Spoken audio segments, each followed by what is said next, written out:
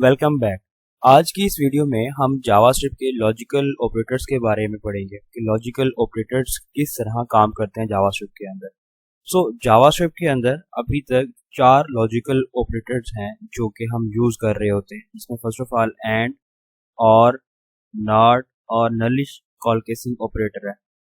अगर हम एंड की बात करें तो एंड को रिप्रेजेंट करने के लिए हम 2 टाइम्स एंड का साइन यूज करते हैं, और के लिए हम 2 पैरेलल लाइंस को यूज करते हैं, और नॉट के लिए हम एक्सेलरेशन का साइन यूज करते हैं, और नलिश कॉलकेसिंग जो ऑपरेटर है इसके लिए हम 2 टाइम्स क्वेश्चन मार्क का यूज करते हैं। ये साइंस हैं जो इन ऑपरेटर्स के लिए यूज होते हैं।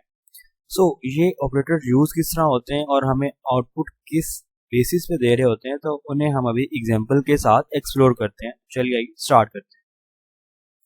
तो फर्स्ट ऑफ ऑल मैं यहाँ पे एक वेरिएबल क्रिएट करता हूँ, लेट इज एक्टिव इक्वल है ट्रू के।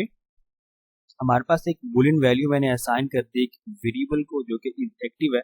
ऐसे ही मैं एक और वेरिएबल यहाँ पे क्रिएट करता हूँ, इज प्रेजेंट।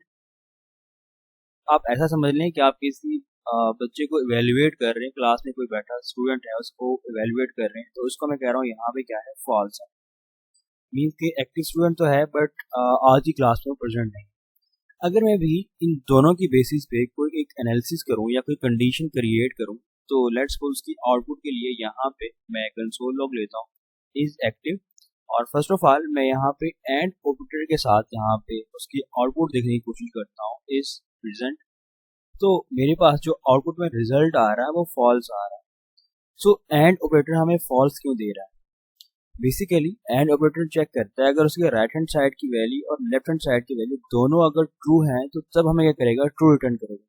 लेट्स सपोज अगर यहाँ पे मैं इसे भी ट्रू कर दूं, तो अभी जो हमारे पास इन दोनों की बेसिस पे जो उसने मुझे रिटर्न किया, इनका जो सम है वो क्या होगा, ट्रू होगा।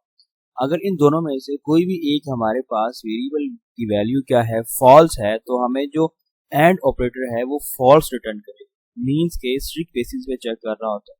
मीन्स कि अगर सारी कंडीशन मैच करेंगी तभी हमें ये रिटर्न करेगा ट्रू, अदरवाइज हमें फॉल्स रिटर्न करता रहेगा अगर एक भी वैल्यू इसमें फॉल्स आ गई। अगर इसी हम ऑपरेटर को अभी टेस्ट करें और के साथ, और क्या करेगा, यहाँ पे हम और के लिए पैरेलल लाइन से इसका ऑपरेटर यहाँ पे ड्रा करते हैं, तो अभी उसके ऑपोजिट काम कर रहा है। मीन्स के एंड ऑपरेटर ने हमें तब वैल्यू रिटर्न की जब दोनों वैल्यूज ट्रू थी। यहाँ पे अगर इन दोनों में से एक भी वैल्यू ट्रू है तो और ऑपरेटर हमें करता है ट्रू रिटर्न करता है।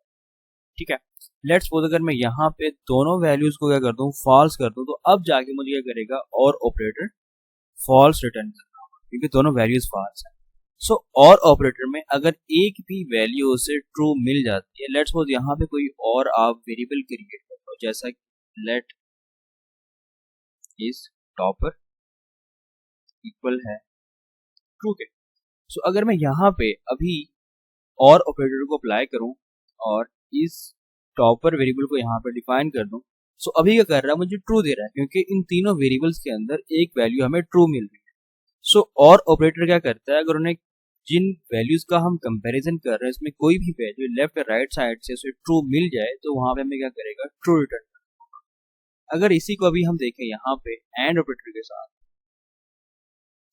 अभी क्या है, हमारे पास इसका आंसर अभी भी ट्रू आ रहा है। यहाँ पे ये कंपैरिजन चल किस तरह, फर्स्ट ऑफ ऑल हमारे पास लेफ्ट टू राइट इसको चेक करेगा, पहले इन दो वेरिएबल्स को टेस्ट करेगा, इज एक्टिव और इज प्रेजेंट क्या है, दोनों फॉल्स है, तो यहाँ पे जो हमारे पास वैल्यू आएगी वो क्या होगी, फॉल्स होगी। उसके बाद फिर हमारा और ऑपरेटर का कंपैरिजन, तो और ऑपरेटर क्या करता है, कोई भी एक वैल्यू अगर हमारे पास ट्रू हो तो वो ट्रू रिटर्न करता है।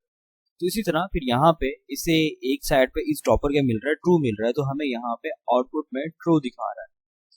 तो इस तरह हमारे पास ये एंड और ऑपरेटर क्या होती है, यूज हो रहे हैं। अगर मैं यहाँ पे अभी ये करूँ एंड ऑपरेटर लगा दूं, तो अब मुझे क्या देगा, यहाँ पे होपफुली फॉल्स दिखाएगा। क्यों? क्योंकि इसमें से अभी हम जो सारा का सारा कंपैरिजन कर रहे हैं वो एंड ऑपरेटर के साथ कर रहे हैं, और एंड ऑपरेटर में क्या होता है, अगर एक भी वैल्यू फॉल्स है तो हमें आउटपुट में फॉल्स ही मिलेगा। ओके, आगे चलते हैं। हमारे पास नेक्स्ट जो ऑपरेटर है यहाँ पे अभी हम जो डिस्कस करेंगे वो है नॉट। नॉट क्या है, थोड़ा सा ऑपोजिट में काम करता है। लेट्स सपोज जैसा कि यहाँ पे इज एक्टिव वेरिएबल है, उसकी अभी डिफाइंड वैल्यू है वो क्या है, फॉल्स है। अगर मैं इसके साथ एंड ऑपरेटर लगा दूं, एक्सक्लेमेशन का साइन, सो यहाँ पे अभी मुझे क्या करेगा, ट्रू दिखाएगा। अगर मैं यहाँ पे अभी इस एक्टिव क्या कर दूं, जाके ट्रू कर दूं, तो अब मुझे यहाँ पे फॉल्स दिखाएगा। सो बेसिकली उस ऑपरेटर की वैल्यू को टॉगल करने के लिए कर सकते हैं, हम यूज कर सकते हैं। मीन्स के अगर हमारे पास ट्रू है उसको फॉल्स करेगा और फॉल्स को ट्रू कर रहा होगा। सो ये जो तीन ऑपरेटर्स हमने देखे, ये फॉल्स ही और ट्रू सी वैल्यू की बेसिस पे हमें क्या करते हैं, कुछ ना कुछ रिटर्न करते हैं। बट जो फोर्थ वन हमारे पास ऑपरेटर है वो फॉल्स और ट्रू सी वैल्यू की बेसिस पे रिटर्न नहीं करता, बल्कि वो डिफाइन और अनडिफाइन की बेसिस पे हमें कुछ ना कुछ रिटर्न कर रहा होता है। अगर मैं यहाँ पे अभी इस कंसोल को यहाँ पे कमेंट करता हूँ और यहाँ पे एक वेरिएबल क्रिएट करता हूँ, लेट नेम इक्वल है JS के, ठीक है। सो अभी यहाँ पे मैं एक और कंसोल अप्लाई करूँ और यहाँ पे कहता हूँ नेम, और यहाँ पे नलिश कॉल केसिंग हमारा ऑपरेटर आ जाएगा, और मैं कहता हूँ इस एक्ट। सो अभी जो हमें यहाँ पे वैल्यू रिटर्न कर रहा है वो क्या है, ये फर्स्ट वैल्यू है। बेसिकली हमारा जो नलिश ऑपरेटर है वो पहले अपने लेफ्ट हैंड साइड पर देखता है, अगर ये वैल्यू डिफाइन है तो तब क्या करेगा, हमें यही रिटर्न कर देगा, चाहे सेकंड वैल्यू भी डिफाइन हो तो प्रायोरिटी हम इसको मिलेगी, फर्स्ट को मिलेगी।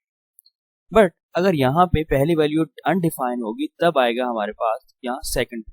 लेट्स सपोज कि मैं यहाँ पे एक वेरिएबल डिक्लेयर तो कर रहा हूँ बट उसे कोई वैल्यू असाइन नहीं कर रहा, तो जैसा कि डाटा टाइप्स में हमने देखा कि अभी इसके बाद इसकी जो डाटा टाइप की वैल्यू है वो क्या होगी, अनडिफाइन होगी, तो यहाँ पे उसे अनडिफाइन मिलेगा। सो अनडिफाइन की बेसिस पे उसे फिर क्या करेगा, राइट हैंड साइड को चेक करेगा, तो राइट हैंड साइड की जो भी वैल्यू होगी वो हमें क्या कर रहा होगा, रिटर्न कर रहा होगा। सो नलिश कॉल केसिंग जो ऑपरेटर होता है हमेशा कंपैरिजन करता है पहले राइट हैंड साइड का, अगर वो उसे डिफाइंड मिल जाए तो उसी वैल्यू को करेगा, हमें रिटर्न कर देगा। अगर फर्स्ट उसके राइट हैंड साइड की वैल्यू डिफाइन नहीं मिली तो क्या करेगा, वो लेफ्ट हैंड साइड वैल्यू पे जाएगा, दूसरी वैल्यू पे जाएगा और उसे क्या करेगा, हमें रिटर्न कर देगा। तो ये हमारे पास कुछ जावास्क्रिप्ट के लॉजिकल ऑपरेटर्स हैं जो कि हम जावास्क्रिप्ट में आगे जाके यूज करेंगे।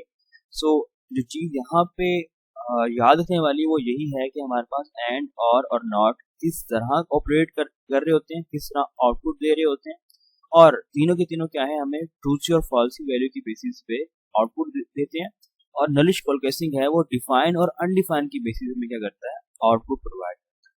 सो होपफुली आपके लिए ये वीडियो हेल्पफुल रही होगी, तो मिलते हैं नेक्स्ट वीडियो।